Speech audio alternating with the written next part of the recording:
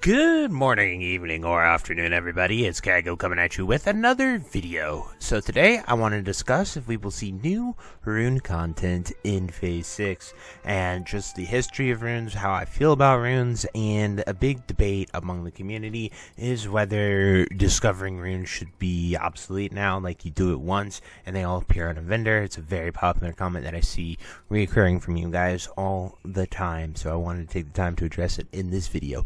But before we get into the video, be sure to like, comment, and subscribe. Everything you guys do helps my channel grow, helps me get discovered, and helps me help as many people as possible, which is the entire point of my channel. So without further ado, let's get into the video.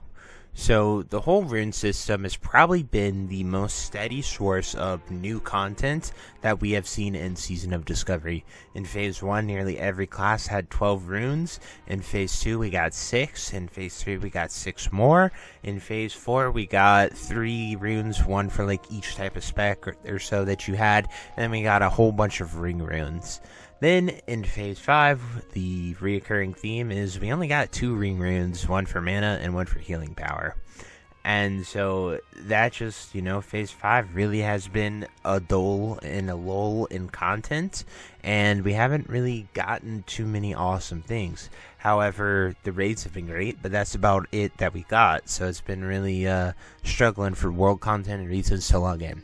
So I personally have found the entire Rune system very enjoyable. It gives me something to do in the world with my fellow players to unlock something I need to make my class play better or different. However, I am slightly biased because I did make a lot of the Rune videos, and in Phase 1 those popped off. It gave me honestly a platform, a channel, and they're some of the best performing videos I have. I've been making them since Classic, but definitely went the hardest and saw seeing your guys' reaction, getting those Rune videos out early as possible. I literally played every single class and did all 12 runes for every class. I even made a paladin and started on that, but Phase 2 launched before I finished that one.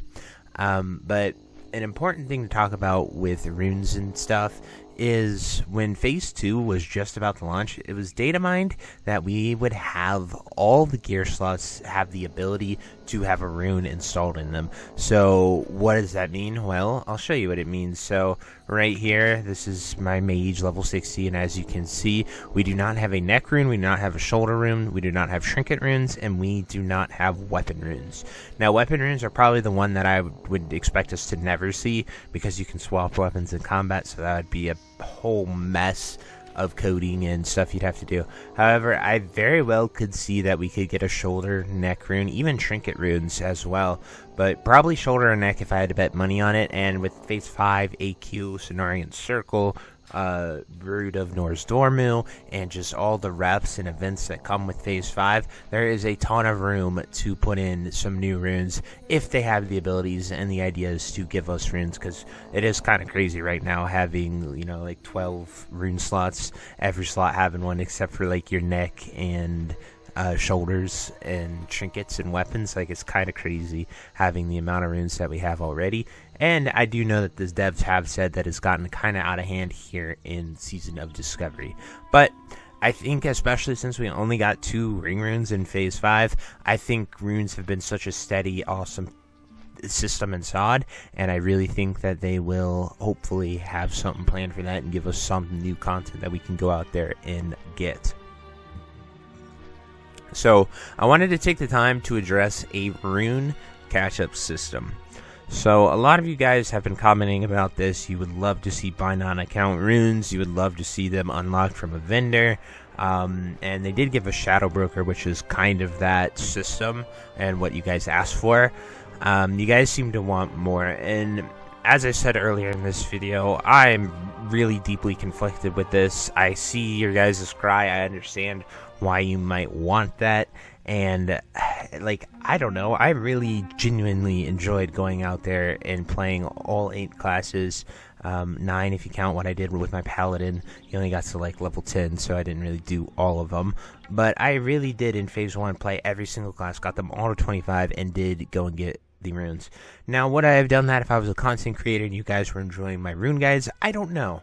I definitely think I would have done like half of them. I would have done like 4 of the 8, the ones I really enjoyed playing, maybe try new things. Like a rogue, this was the first time I ever did a rogue in Classic. Normally I've played rogue like Kata to Mop area, but I really did enjoy rogue here in Classic. Although my rogue is only at 41, I didn't stick with it. Doing BFD on a rogue was quite enjoyable, and all the poisons and the stabbies, and I did enjoy the epic rune quests that rogues had as well. It was all really fun, and so to me, I'm just sharing my experience, and I really loved exploring and discovering those things.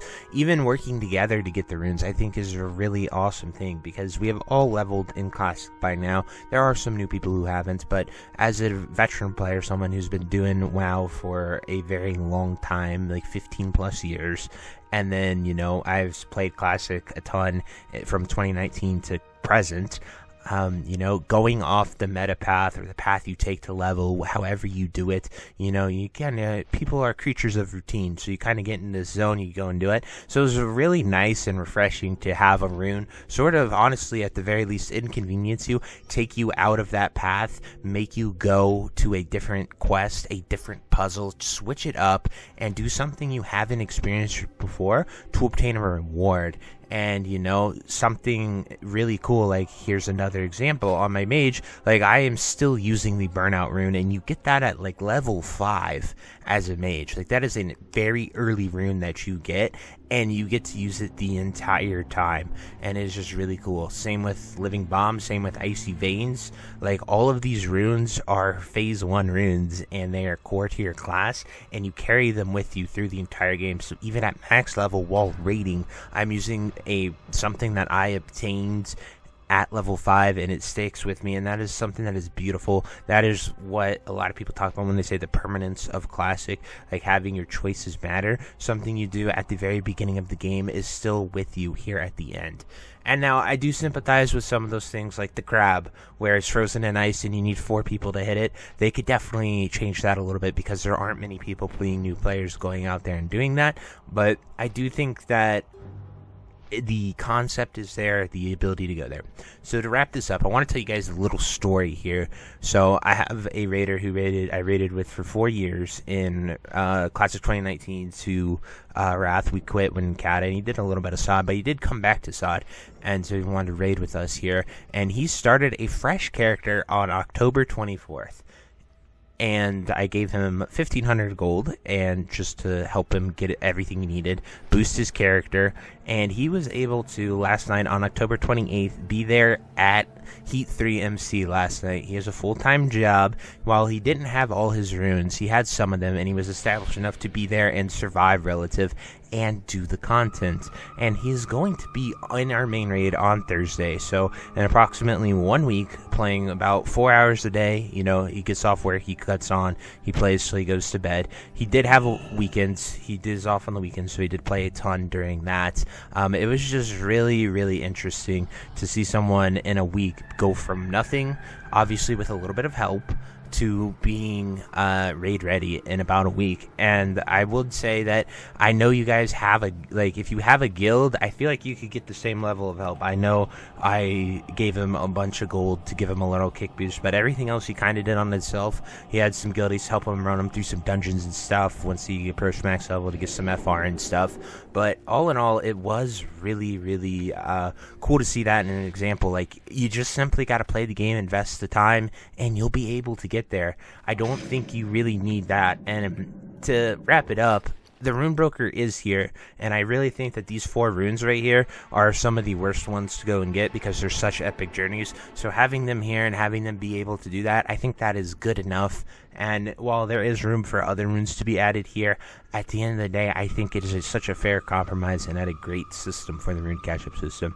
But anyway, that's just my experiences, what I have seen, and me sharing my thoughts. So if you disagree, tell me why. I would love to hear from it, and I'm just using real examples to the best of my abilities. So anyway, that's it. I truly hope you enjoyed this video, and until next time, I'll see you later. Have a great day. Bye-bye. Hey you. Yes, you. Are you still there? Well, I appreciate you for taking the time to watch this entire video and making it to the end here. If you enjoyed this video, definitely check out the other videos about World of Warcraft listed in these playlists down below. And thank you again. Have a great day. Bye-bye.